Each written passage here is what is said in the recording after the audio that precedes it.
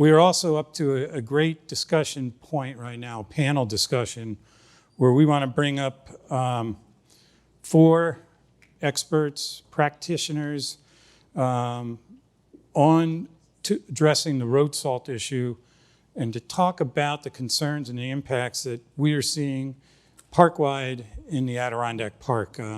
We know that the most important resource, as Mark just said, in the Adirondack Park is its waters. I mean, that's one of the reasons that that park was established, was to protect the waters, protect it from damaging impacts of logging way back in the 19th century. And it's been recognized lately with the Randy Preston road salt reduction bill that went through the legislature last year. And a few of our panelists are on that task force that was created. So I would like to invite Bob Kafin up, as well as Tracy Eldridge, as well as David Miller, and bring back Phill Sexton to start our panel discussion on the Adirondacks. Maybe we can give them a hand while they're earning their free lunch, you know. So, as we said, you know, we've talked about the issues around road salt and the way that it's impacted our waters. We've heard our local highway departments talk about the issues that surround them. Not only on the infrastructure, we had great questions on purchasing of materials. We had some of our highway departments and the personnel talk about the need for a change in mindset or expectations. I put down maybe respect, you know, for those men and women that are doing a very difficult job.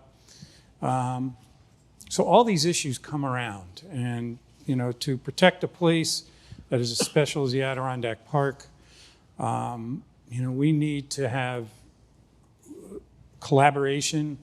We need to find that balance, and we need to keep an eye on the prize, which is to protect the park for what it was made for 120 plus years ago, and to protect that for our children. So what I'd like to do is for each of the panelists, starting on the left here with Bob, to introduce yourselves and maybe briefly describe, you know, your background and your connection with the Adirondacks.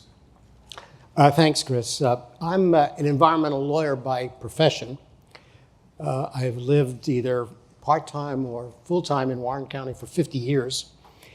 And since the early 80s, I've been active in addressing many environmental issues, either as a lawyer for clients or as a citizen volunteer in nonprofit organizations. And over time, I've been in many organizations in the Adirondacks, from the Adirondack Council, which is an environmental advocacy organization where I served as chair for a number of years, but I've also been on the Adirondack Regional Chamber of Commerce. So I've looked at Adirondack issues from both environmental as well as economic point of view. My introduction to transportation came when I was counsel to the State Senate Committee on Investigations, when we looked at transportation problems that arose during the 1980 Winter Olympic Games in Lake Placid. Governor Hochul appointed me to the Adirondack Road Salt Reduction Task Force in December, and on that task force I chaired the training and outreach work group. Tracy? Thanks. I just want to say these stools are pretty high, so I tend to fall off stages. So if I fall off, I'll catch Devin, yeah. You can bring up your other chair if you'd like. So basically, I'm a lifelong resident of the Adirondack Park. I grew up in Indian Lake, live there to this day. Next month I'll have been there 58 years. I am the county highway superintendent for Hamilton County and have been in that position for 18 years. We also contract out for New York State DOT just over 100 lane miles of snow and ice. And, this is, it's not easy, the task force and what our job is ahead of us, because there's a lot of important issues. I have, children that have came back to live in Hamilton County. I've got 3 grandchildren now. I'm concerned about the environment, but I'm also concerned about safe travel, and there's many things we can do working together to reduce salt for sure. As Bob mentioned, I was appointed to the task force by Governor Hochul also, and I have been, had the pleasure to meet a lot of good people. That we may not all agree, but we can agree on one thing: that road salt's bad. And I believe you are currently the superintendent of Hamilton County. That is correct. Yes. Yeah. Dave? Hi, I'm David Miller. I'm the Clean Water Coordinator for the Adirondack Council. Been doing that for about 7 years now, but I've been involved in environmental conservation as well as some state government posts, as you'll see from my resume, for over 40 years, going back to early days with Scenic Hudson in the 80s, where I knew Bob Boyle and the Hudson River Fishermen's Association, all the way up till today, and knowing Chris is a waterkeeper here on Lake George. I've been involved in many Adirondack issues in the 20 years that I led Audubon. I was involved, Audubon New York, I led efforts in the Adirondacks. I've also been on the Adirondack Research Consortium Board for some dozen years or more. And road salt, as well as septic systems, as well as clean water infrastructure, is all in my bailiwick in working for clean water in the Adirondacks. Thanks, Dave. And Phil, reintroduce you. Welcome Hello back. again. So if it's not obvious by now, we're the folks, my team and I are the folks that are really sort of the architects behind the standards that are being practiced here in Lake George and other places. We've heard a little bit about Lake Placid. So we're involved in the measuring and monitoring there as well. Been partnering with ADK Action as well. And so just really happy to be a part of scaling this effort. So I'm the one person on the panel that's not a resident of the Adirondacks, but it's my dream. I swim in as many lakes as I can here anytime I can jump in. I'm still trying to finish the high peaks, and I've got an interesting backstory to my passion for the Adirondacks. Actually starts from way back with my father. If anybody's old enough, my father owned what was called the Paseco General Store, which has been gone a long time, but that was his store. And then he was also a journalist in many ways, and he was the publisher of something called the Adirondack Trail Markers. Anybody ever heard of that? So it's the magazine that happened right before Adirondack Life, basically. So somewhere in there was a deal made, and that somehow has something to do with how Adirondack Life exists today. So that's sort of my backstory on why I'm so passionate about this area. Thanks. Road salt is a necessity to provide safe roads for residents and everybody who lives and recreates in the Adirondacks. But as we've heard, road salt carries environmental concerns and issues. What do you see as the major issue with road salt in the park? Is it an environmental issue, a health issue, a transportation issue? Is it a budgetary issue? And I kind of handle this how you guys want to do it. We don't need to go down. I could pick on you if you want, or you can just kind of speak up. I think it's all of those, all of them across the board. They're all very important. We have to continue to advocate. As I'm on the best management practices group along with Phil and Kevin Hajo, who everybody I'm sure knows in this room, and several other great people, Joe Martens. It's all part. It's the fact that we are, as practitioners, as a highway superintendent, and many of the practitioners in this room, we tend to be under a lot of pressure from the traveling public to maintain our roads. We know what the highway law says, but then we also know what the traveling public is. It's going to take a lot of education, public education, people learning to slow down in winter driving conditions, and that's a big task with the liability issues that we face, both environmentally and personal injury type issues. Now, I come from it obviously from an environmental perspective, and with the data and the science and the contamination to our waterways and drinking water and so forth.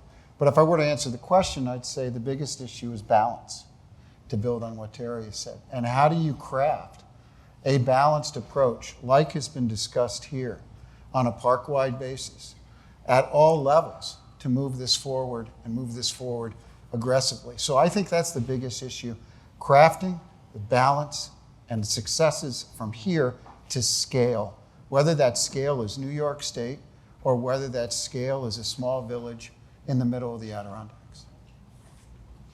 You know, I think the issue is not a this or that, and I'm really repeating and agreeing with Tracy and Dave. What we have are competing demands, and we tend to favor the demand that we like the most and invalidate everybody else's demand. But in fact, what we have are valid interests that are not 100% reconcilable. And the biggest problem is figuring out how to reconcile them in a way that acknowledges the validity of every valid interest, but gives way to the competing valid interests so that you do get an outcome that isn't in polar terms, this or that, but which produces the fairest result, which is balance. And, you know, as a follow-up to that, Bob, I mean, you obviously on the task force, in the discussions, is there, you know, what was the process? There was a couple of public meetings, as I recall, and for the record, I'm a recently appointed person on the task force, so all the hard work's been done by these gentlemen and the women on that. But about the process, what could you talk about the process? And maybe I'll start with Phill, since he was quiet on the line.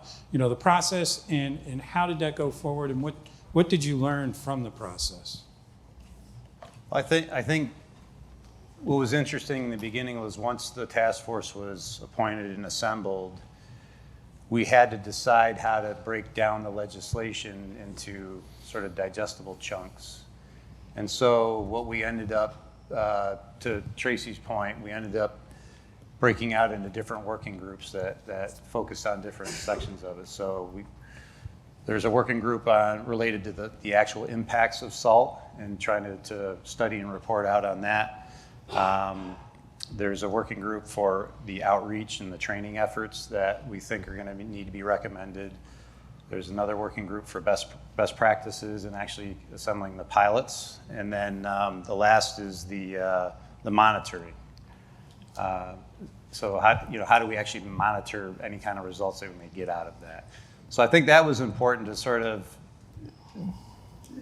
focus on. So what are the different aspects of this that we have to break down? I think balancing that with going back to sort of the original question, what I found was most interesting as this was assembled is how we're being led is through a co-chair structure. So, and I think that's representative of really the complication of this issue. So, I mean, the salt itself is simple enough, and from my point of view as a practitioner, you know, there are ways to reduce the salt, but it's all the constraints and all the competing priorities that everyone else spoke about that I think is the complication. So when you think about the task force being co-chaired by DOT, DEC, and then we also have Department of Health that plays a role in this, and the Adirondack Park Agency. So each one of those sort of have these competing priorities, not because somebody's being selfish, but you know, business continuity and safety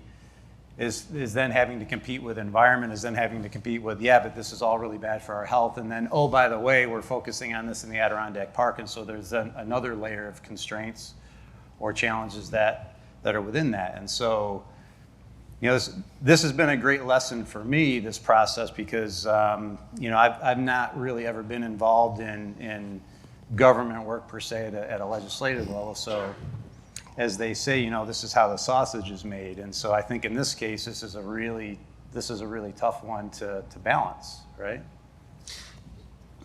Chris, could I? It's interesting as you talk about the process, because I only want to bring the process back even before the task force was formed. And the process of what you're all doing here, and I've been to all these road salts, I think for 5 or 6 years, Chris, now, and all the work that you've done here, and commendable, is part of the process. We talked about the bubbling up before. It was part of the process of bubbling up and showing it could be done. And we worked hard at the Adirondack Council with our legislative staff in Albany to help write the legislation, to help get statewide support of the legislation, to help push for nominees from folks like that are here today, to help move that process forward, because we wanted to ensure there would be a process where the sausage making you talk about was created, but in a way that removed those barriers and biases and silos so everybody could get into a room and find the balance that all you have found. So the first step of the process, in honor of Randy, who believed in that same process with the working groups that he put together prior to his passing, was really an important thing to remember as we enter into the final stages of the task force, why it was created, to help replicate what you've done here on a statewide basis. Chris, if you'll take another minute on this. Absolutely. Because we're insiders, so we assume everybody knows everything that we know, and it's not the case. In addition to the four state agencies mentioned, each had a representative on the task force. And then there was room for 9 citizen representatives. Of the, and Chris was the last to join, of the 8 before that, 3 were representatives of local government. In other words, they weren't designated in the statute to be representatives of local government, although local government was supposed to be represented. But 3 of the people that were appointed were from the county and town levels. So we had 3 representatives. Then we had a couple of scientists. We had a few citizen activists. We had one professional winter management person. So there was a balance of interests represented. And then we heard about, Phill talked about the 4 work groups. The work groups met almost weekly for 2 months in March and April.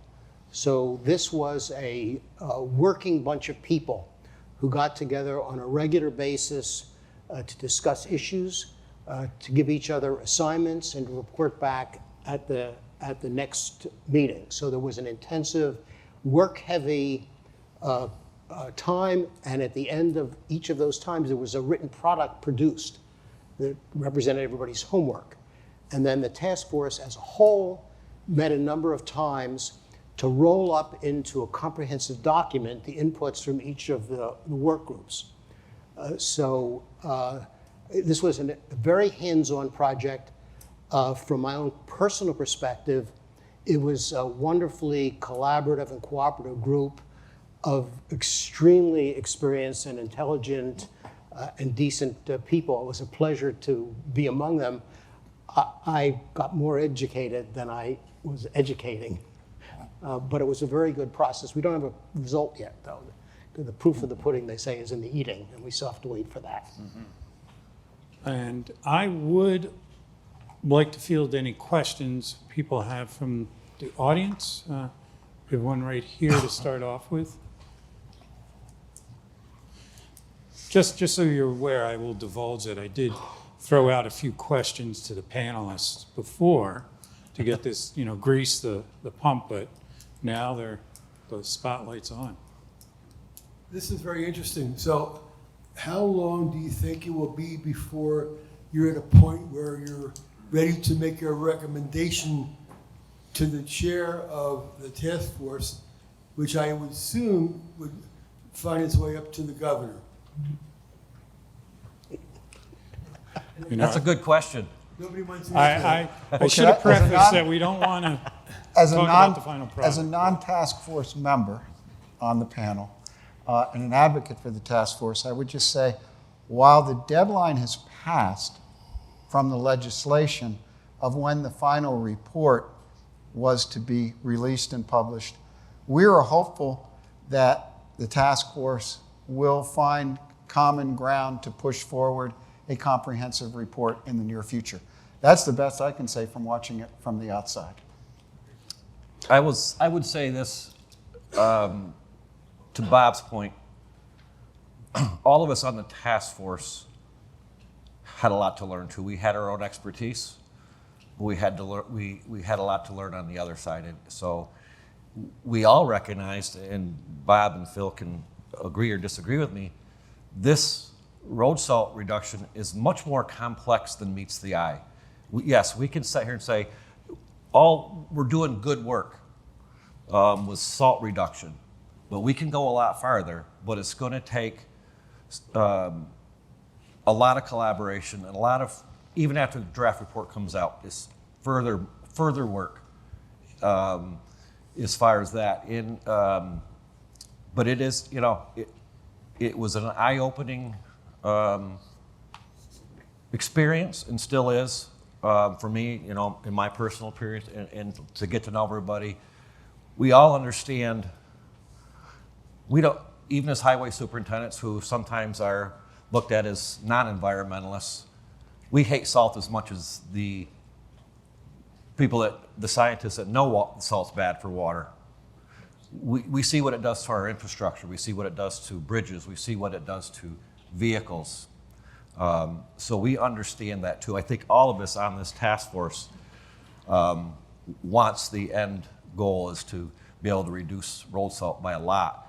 That said, we also, and I'll take it from Phil's thing, I would rather have a good report than a hurried report. Okay, great.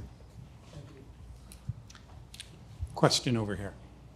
How likely are the recommendations from the task force to be implemented beyond the Adirondack Park area throughout New York State? Good question. Well, we also would need them implemented within the Adirondack Park, because the Right. task force only has the power to make recommendations. I have two thoughts on this that I'd like to share. One is that when the report comes out, the very first thing that we need is a state-sponsored and paid-for set of pilot programs to demonstrate what can be done with a variety of winter road management strategies designed to use less salt. Now, we've been lucky in that some municipalities have already engaged in some pilot projects, particularly here in the Lake George watershed, but we really need more tryouts to see what will happen, and the state has to take a lead on that, and then we really need a honest and independent monitoring of the results of the pilot projects so we can see what effect, if any, they had. And then we have to be good scientists. Scientists promulgate hypotheses, and then they test them in experiments, and they look at the results. And if the results don't bear out the hypothesis, they don't throw up their hands in despair and go away. They revisit their premises, they reformulate their hypothesis, and they do more tests. This is a long, long haul. And the pilot project is the very first piece of that. And we're not going to get it even done in the Adirondacks without some pilot projects with follow-up. And I'd say that the reason the legislation was written specifically for the Adirondacks and not statewide was due to this complexity of the issue, was due to the amount of groundwork that had been done in this region, and was due to the need to do pilot projects to test it moving forward in the legislation. So then things learned from this could then be applied elsewhere in the state, and maybe there'll be similar initiatives, but we needed to create an entity and an effort that was manageable. And the Adirondack Park was that manageable area. And if I could just add that there are 2 or 3 current pilots that I'm aware of DOT has right now. One of them on Route 9N, just from the village here up to Tongue Mountain, which the Lake George Association and the Waterkeeper actually have an active monitoring program on that. We are producing a final report after 4 years of studying for Lake Champlain Sea Grant at the end of this year. We're writing the final report now. There's one up on Route 86 up in Wilmington, Lake Placid area. And then I believe they have one just outside of the park in South Glens Falls, I believe. So there are some pilots ongoing right now. Sorry, Phil? I just wanted to add, and we had a conversation earlier about this with Saratoga Lake, right? But I think when you look at the model here, you know, what inspires change, what enables change? It's awareness and it's consequence, right? And I think sometimes consequence can be positive, though. It doesn't always have to be painful, right? So our approach that you've been hearing here is never punitive. It's more to incentivize. And I think I'm generally not a fan of regulation. I think in this case, though, if you think about it in terms of like the law of diffusion and innovation, right? So you've heard from some of the innovators here and the early adopters and the middle adopters, and then eventually we're going to have to get to the laggards, right? And there's probably going to be more laggards in this than there are sort of adopters. At least that's generally what it sort of looks like. So at some point, there might have to be some teeth to this too, right? And I think that's not necessarily something that I could say is being recommended, but it may have to be something that's considered. Because I say it all along. I mean, we've been working on this here for, you know, you've already heard, about 8 years. And I would tell you the first 5 years, we were really slow to move. The last 3 years, we're finally picking up some speed on this. But yeah, we have to ask the question, how important of an issue is this really? And so then that sort of answers the question, so what are you willing to do about it, right? So I think that's going to carry all the way up to a state level at some point. I would imagine have to. Thanks.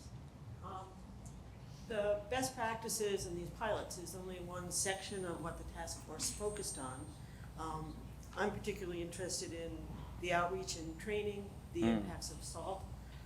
Those aspects that have been addressed in the task force, do they have to wait for the pilot study, or will there be other actions taken that will initiate characterization of the impacts or start to consider how best to develop those outreach activities to the public or to other groups that use salt?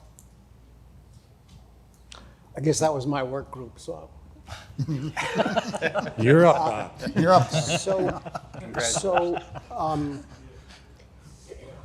outreach, which is one word, turns out to have a host of components to it. And I believe that the task force is going to recommend an immediate outreach program, and that the program not be a program, but programs. In other words, there has to be an identification of audiences who you want to reach. And for each audience, there has to be a message that is tailored to the audience and techniques of delivering the message to which the audience will be responsive.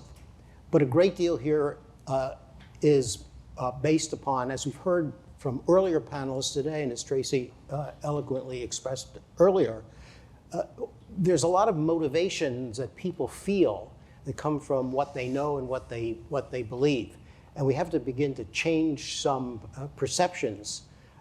Some of it is public perception. What is the expectation for safe road management in the wintertime? And what are the costs of different levels of management? Because it's not a free lunch. There's also a need, as we heard in the presentations this morning, to teach and outreach to the people that are on the front lines delivering the service.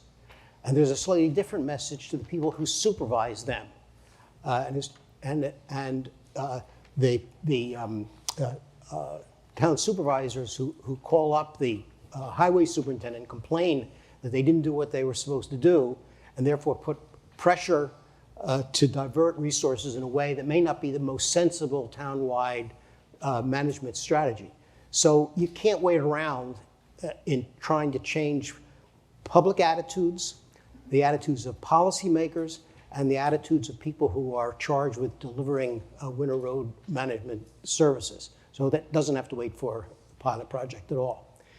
On the training, once there's some agreement as to what are the best management practices that ought to be employed, and I think we're rapidly coming to a society-wide consensus on that, there is a need to train the people who are going to deliver those services. And we heard quite well today from the person who drives the truck to the person who supervises, and how important peer training is. And there has to be a need to train the trainers at the peer level so that the people receiving the training are receiving training from trusted teachers in whom they have confidence and who believe we're going to bear the same burden, so to speak, that they will bear if they follow the training that they're given.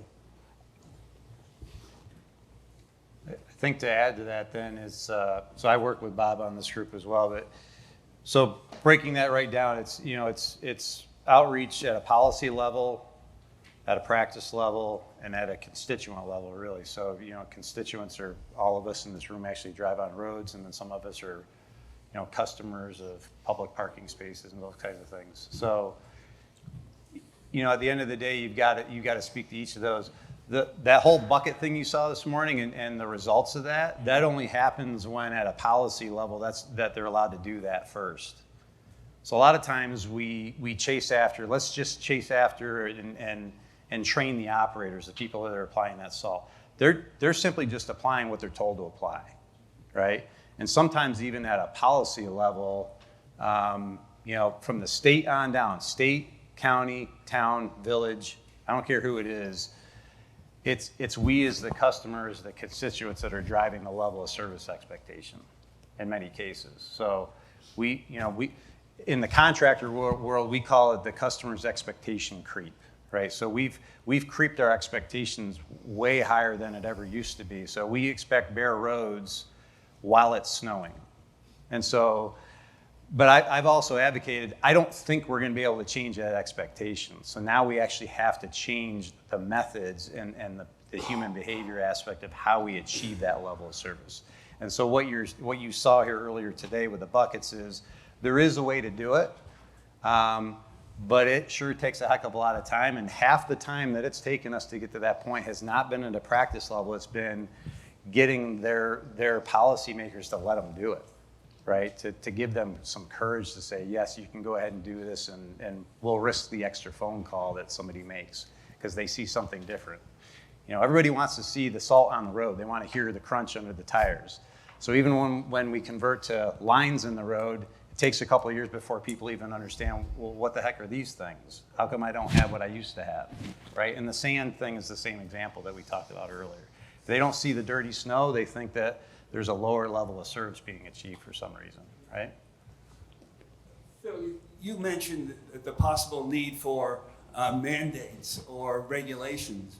Will the task force also be recommending incentives or grants or financing of some of these pilot projects to promote faster implementation of these recommendations? I'll just say yes. And I'll just say, since non-official, that there are sources of funds.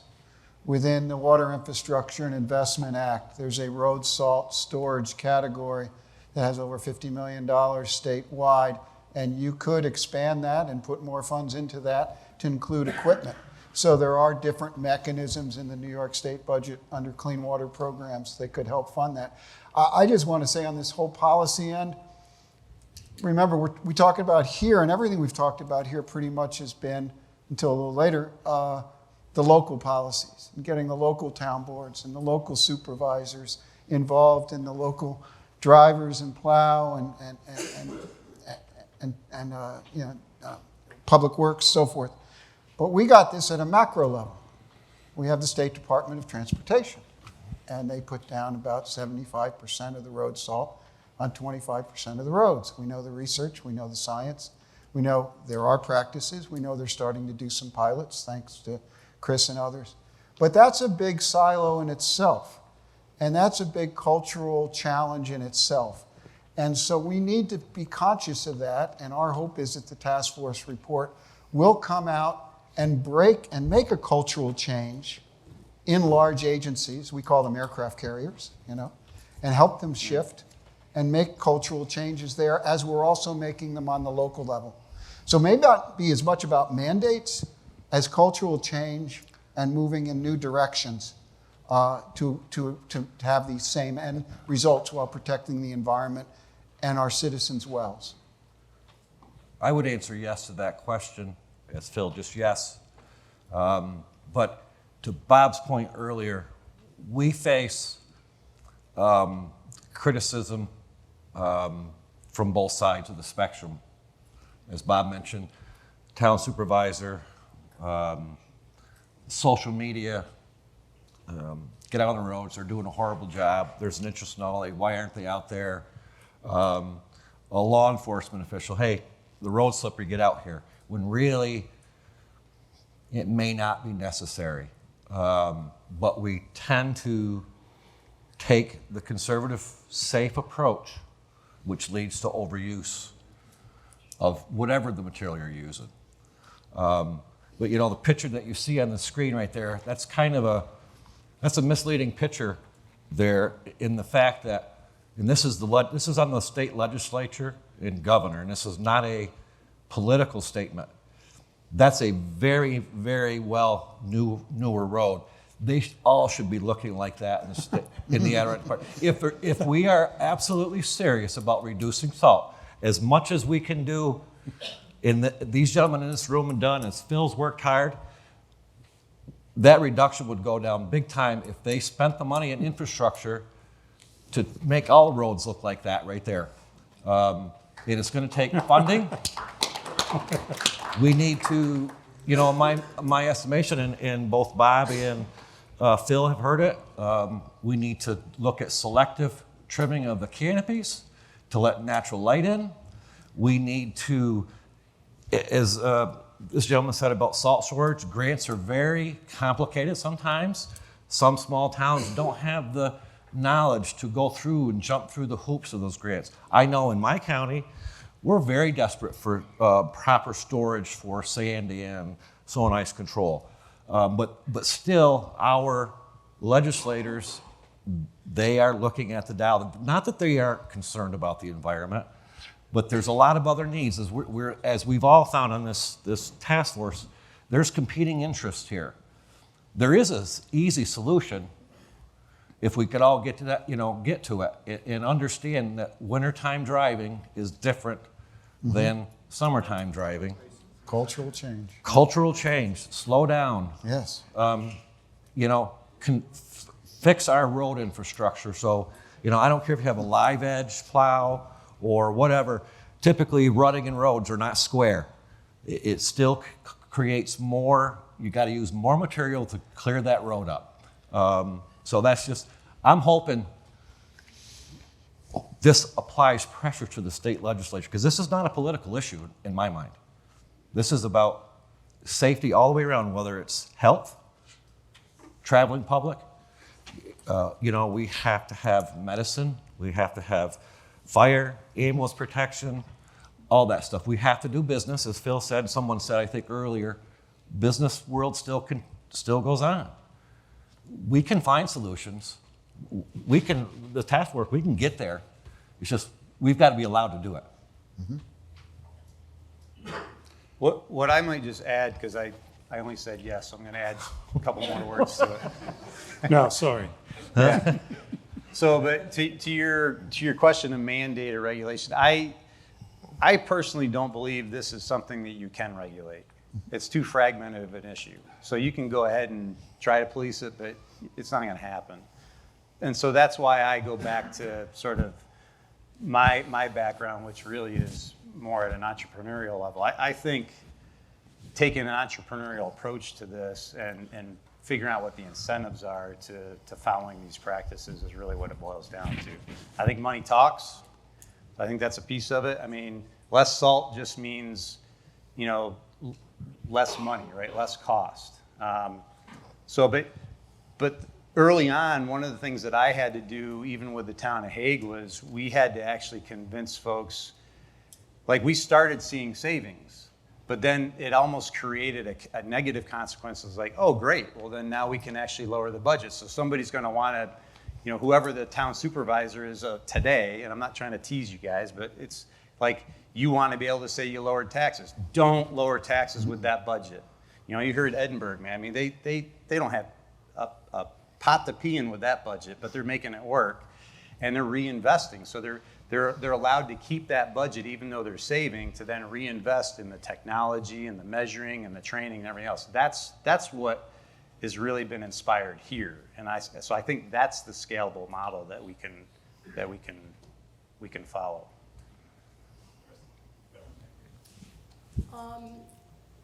I think you've made some great points, all of you. You've talked about state issues, the task force. I'm wondering what you think about the Adirondacks, the local level, especially here in Lake George, where a lot of people leave after what we call the season, and they're not here in the winter. And they're not aware of a lot of the problems that are going on, all the particulars. Lots of details were discussed that most people, homeowners, are really not even aware of. And even though I know in certain parts of the Adirondacks there's skiing and winter sports, that might be a little bit different. But do you have any thoughts about how do you bring it down to the grassroots level to educate people who vote to their local towns and to the state, or just have influence? How do you educate them to know what they should be bringing to their local towns and state?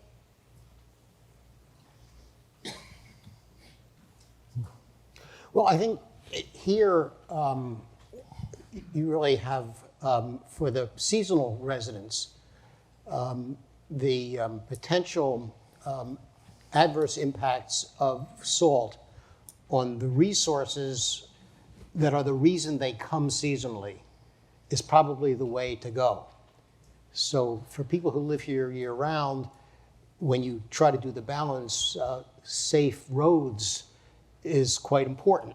For the seasonal residents, safe roads in the winter is much lesser of an issue, but clean water, either to drink if they have wells on the side of a road, or to have recreation in for whatever purpose, whether you're swimming or fishing,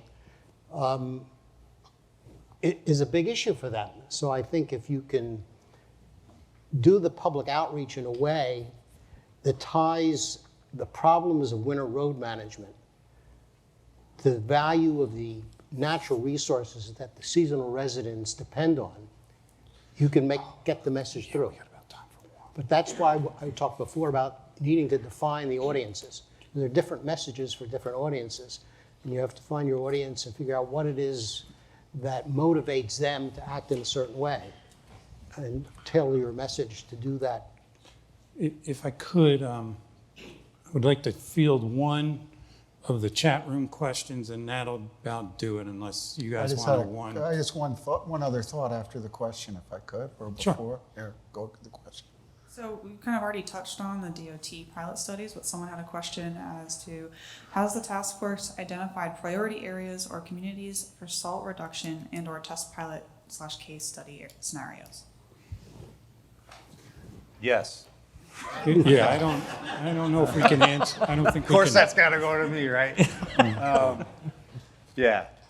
Just, I'm sure people understand until it's public. Yeah, I don't think.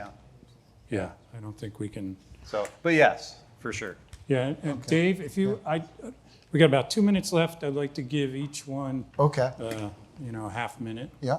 or so to close Start out. with me or Bob? Yeah, start with you. Okay. Thanks, Dave. I thank this opportunity. I thank the members of the task force. I think it's really important. They're not just looking at what's going on in New York State. They're looking at what's going on across the country. They're some of the top minds in the country on this issue. And what comes out of this is going to be vitally important for the future of the Adirondacks and the future of New York State. It has to be policy-based. it has to be culturally based, slow down, issues like that, expectations, work of Adirondack Action, LGA, others. But it also has to break down silos, and in doing so, finding pathways for solutions, whether on a statewide level or on a local level, and doing it with somebody driving the bus. The biggest thing that's important to come out, one of the biggest things to come, is leadership from New York State, and leadership to adopt at New York State level the advice of this task force and help drive the bus and lead by example. So that's one of my biggest hopes and expectations, that this process will enable New York State to drive the bus and lead by example. Use the buckets. I am taking those home. Tracy, your expectations or closing thought? I appreciate the invite, Chris. I appreciate it because this is an important issue. It is important to me, and just want to say we can do this. I think that we're heading in the right direction. It's not going to be overnight, as Phill and a lot of the gentlemen in this room know. As Bob mentioned a little earlier, we've had help. DOT has been a tremendous resource. DEC has been a tremendous resource. Department of Health, helping the task force. We all 9 of us, or whatever the official number is with the agencies, we are in agreement on this. It's just how to get there and how to do it. We all know it's bad, but it's got to be a balanced approach and going forward. So I look forward to the continuing work on it. Thank you. Phill, closing thought? Yeah, I think I'll just spin off of Debbie's question even with this. I believe, a lot of this is really I think business sort of fixes this, and I'm not saying, I think it'd be a public-private sort of enterprise in which, you take a business approach to this, right? So when you save on salt, you save money. When you save on salt, you save the environment. So and it solves the health issue as well. But I think you market it the same way then. So I think there's salesmanship involved with this. And I'm thinking back, does everybody remember the Got Milk commercial, right? Or that campaign? That was brilliant, right? So we that's what this needs.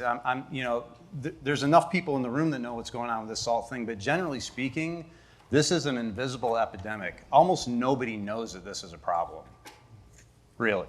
So it requires some marketing, quite frankly. I think if more people really understood the impacts of this, then they would understand why they're starting to see a change in the level of service or in the change in the approach to service, right? So, but it's just a marketing plan.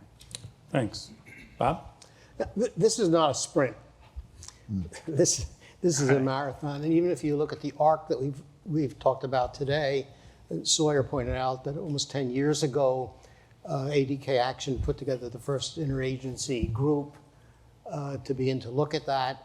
The task force in part is an outgrowth of that. It has 4 state agencies on it, representation from local government and also private citizens. Some things have been on hold for 2 years, waiting for the task force report, as if that was going to be the end-all and be-all. It won't be. Even as well-informed and sensible as the report will be, it's not going to do the trick. There's got to be a post-task force mechanism to oversee the implementation of the task force recommendations, to monitor progress, to update recommendations based on new science and monitoring results, and also to blow the whistle when resistance and sabotage appear from those who don't want to change their attitudes or behavior. So it's a long haul, and I'm happy I was able to play some small role in it and look forward to seeing what happens next. Great. I want to have everyone give you a round of applause. Thanks for